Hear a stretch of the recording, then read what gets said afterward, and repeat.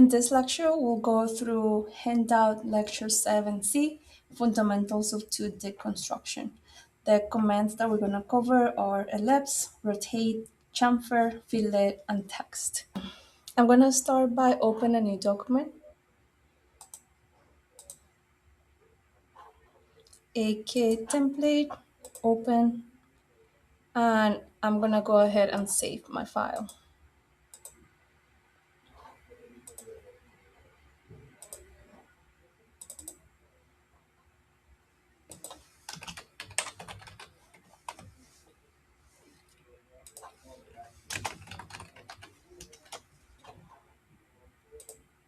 The first command we're going to go through is the ellipse command, and there's two ways to draw an ellipse. One of them is by selecting the axis endpoints, and the other one by selecting the center. So I'm going to start with the axis endpoint. So the goal is to create an ellipse by using the lengths of its major and minor axes. So I'm going to start the ellipse command. You can go to a ribbon, the home, draw,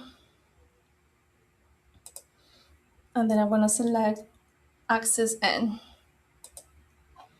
So now AutoCAD is asking me to specify the axis endpoint of the ellipse. So I'm gonna click anywhere on my screen, and then it's asking to specify another endpoint of the axis. So I'm gonna move my cursor to the right, and then I'm gonna click again, and then that specifies the first axis, and now it's asking to specify the distance to the other axis, so I can go up or down.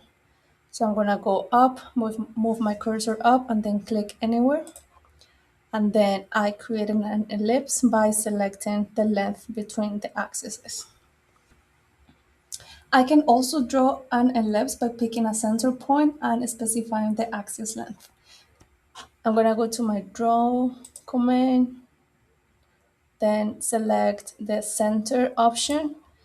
Now it's asking me to specify the center of the ellipse. So I'm gonna click anywhere I want on my AutoCAD window, and that's the center of my ellipse. Now it's asking to specify the endpoint of the axis.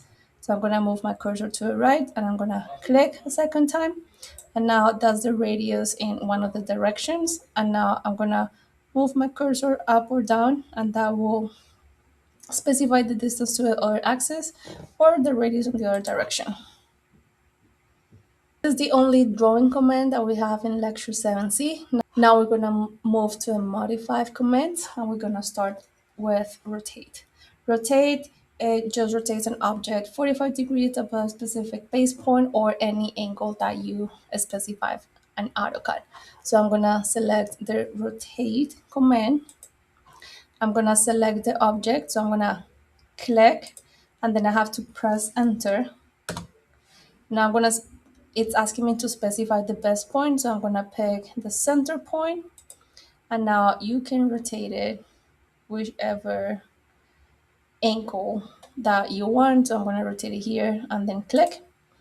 You can also access the command by typing rotate, select the object, enter always. I'm gonna specify the center point, so click, and now I'm gonna tell it that I wanna rotate it 45 degrees, so I'm gonna type 45 and then press enter. So you can rotate it by any specific angle just by moving your cursor around, or you can type the specific angle that you want to rotate the object. The next command that we're gonna go through in this handout is chamfer, and this creates a 45-degree chamfer. To practice how to use this command, first we're gonna create a square with a length of 5 inches. So I'm gonna use my rectangle drawing command. I'm gonna click whatever I want on my screen, then I'm gonna type 5,5. Now I have a square with sides length of 5 inches. Now I'm gonna create a chamfer between these two ends here. In order to do that, I'm gonna go up here. Usually the fillet option is shown first, so you wanna drop down this menu and select chamfer. Before you select the first line, I want you to type D, because you're gonna prompt AutoCAD with the distance between this corner and then the end of the chamfer. So I'm gonna type D, enter. Now it's asking me to specify the first chamfer distance. For this example, we're gonna type 0.75, enter. And now specify the second chamfer distance, also 0.75, enter. Now we can select the first line and then select the second line. If we press enter, then we can keep going with the chamfer command with the same dimensions that we initially gave it.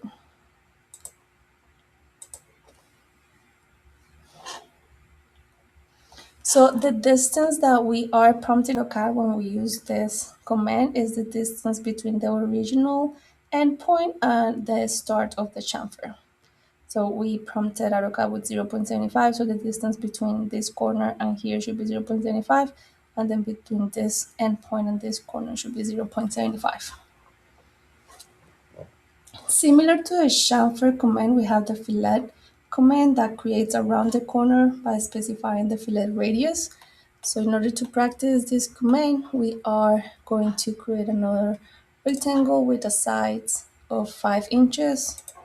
So 5, oops, 5, enter. I'm gonna move it. And now I'm gonna go again to a modify ribbon. I'm gonna drop down the menu and select fillet. Before you select the first object, now I want you to type R as for radius because we're gonna prompt AutoCAD with the radius of that fillet. So R, enter.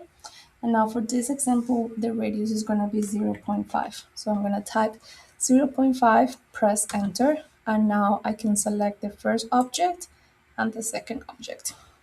And now we have this N here corner with a circle or a rounded corner with a radius of 0.5.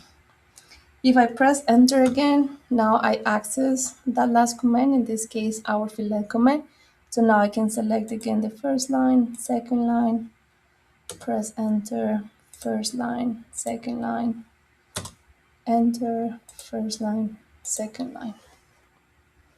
The last command that we're gonna go through this tutorial is the multi-line text. There's two ways that you can access this commands.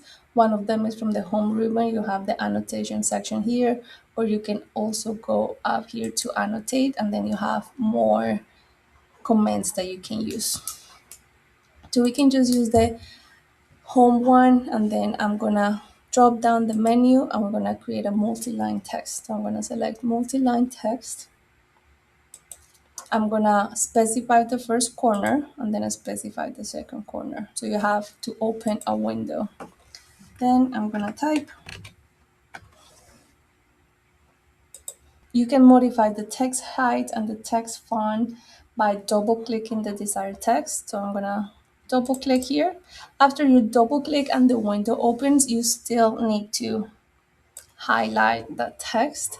And then if you go up here in the style, you can drop down this menu. If you have already created some options, they will be here. If not, I'm gonna type 0.5, enter.